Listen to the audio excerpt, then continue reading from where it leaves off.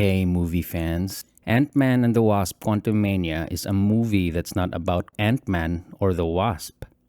The couple got demoted to supporting roles in their own movie. Lead roles went to Ant-Man's daughter and his mother-in-law. Another important character who's no longer important is Hank Pym. He used to be the science guy who invents stuff, but even that's taken from him and given to Ant-Girl. And how they humiliated Michael Douglas in the ending was hard to watch.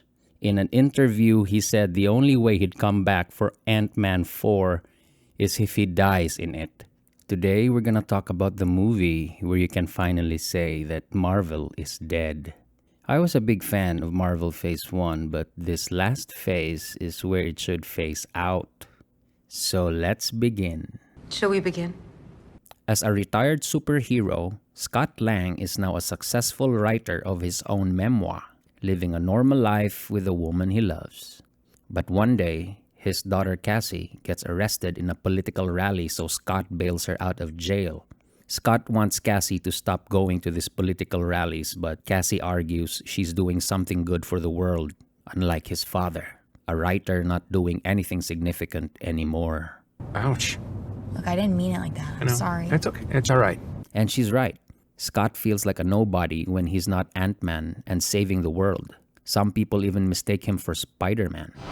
Thank you, Spider-Man! So that's the internal conflict of our so-called main character. He wants to feel significant again.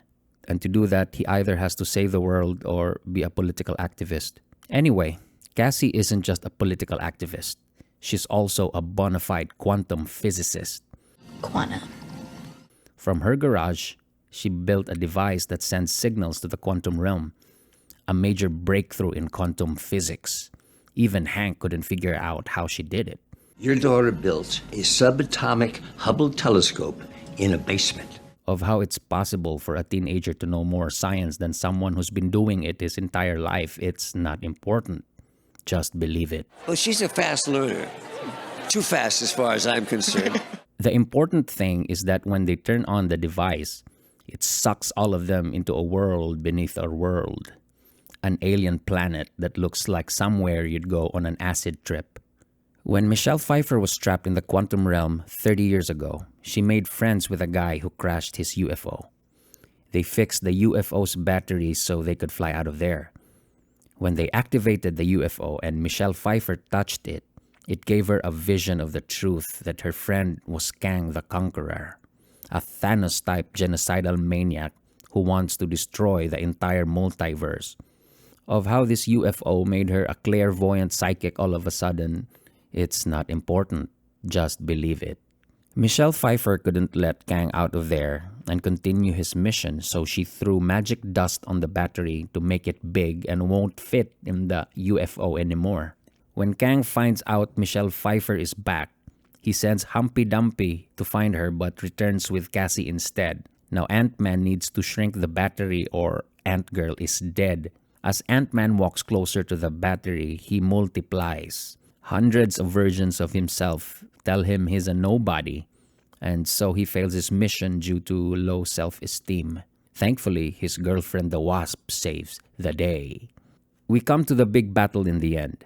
With so much going on, it's hard to remember what happened. There's buildings with arms, aliens with broccoli as heads, and the bad CGI seems like it's only a few $100s more expensive than She-Hulk.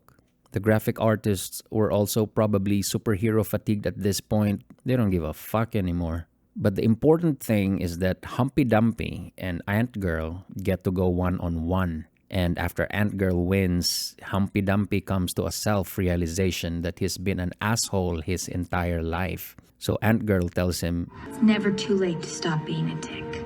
solid advice. Then here comes the Deus Ex Machina.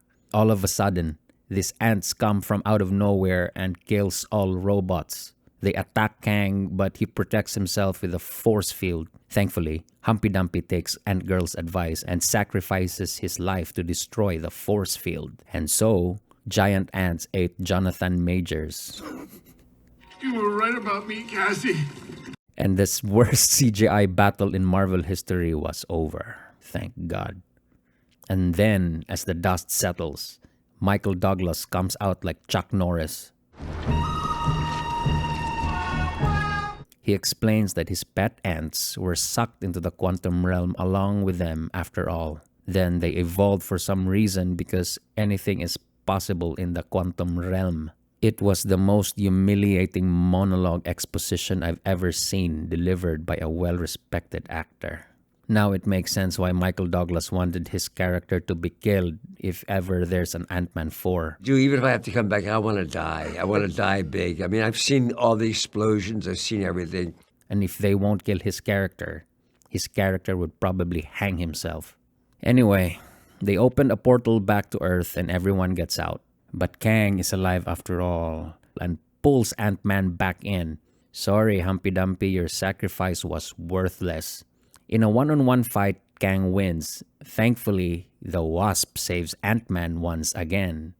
As things go back to normal and nothing's changed, Scott learns it's okay to be a nobody. That's how his internal conflict was resolved. If you didn't feel any emotional punch with that ending, I don't blame you. Now let's compare that to Ant-Man 1 and remember how things were before Marvel died. In Ant-Man 1, Scott Lang is a thief who just got out of jail. He decides to be a good father and get a regular job so he could pay child support and keep seeing his daughter. If you can help me, I promise I can help you be with your daughter again. Now, are you ready to redeem yourself? Absolutely. My days of breaking into places and stealing shit are done. What do you want me to do?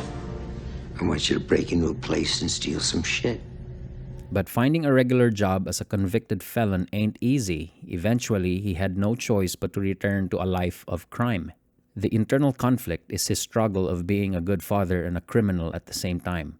The real enemy is himself. That's his weakness. And in the end, he sacrifices his life for his daughter.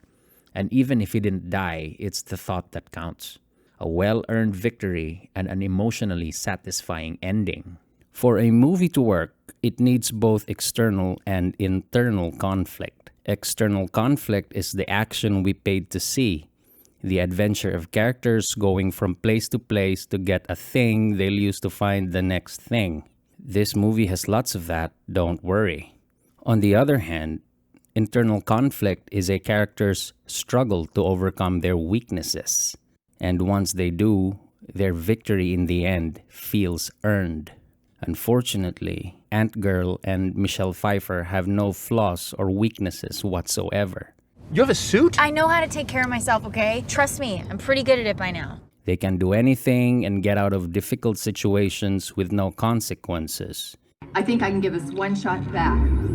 Once I feel they can't be killed and not really in danger, then these fight scenes mean nothing. Without internal conflict, characters don't feel like real people we can relate to. And the result is a flat emotional journey that ends with absolutely no emotional impact. I want to end on a positive note, so here's 2 good things about Ant-Man 3. First, Jonathan Majors proved to be a promising actor after going toe-to-toe with a seasoned actress like Michelle Pfeiffer. The best scenes were the ones with just the 2 of them. Their chemistry was quite compelling. Second, Michelle Pfeiffer looks stunning at 64. Thanks for watching. If you guys enjoyed that, consider subscribing or you can watch more videos.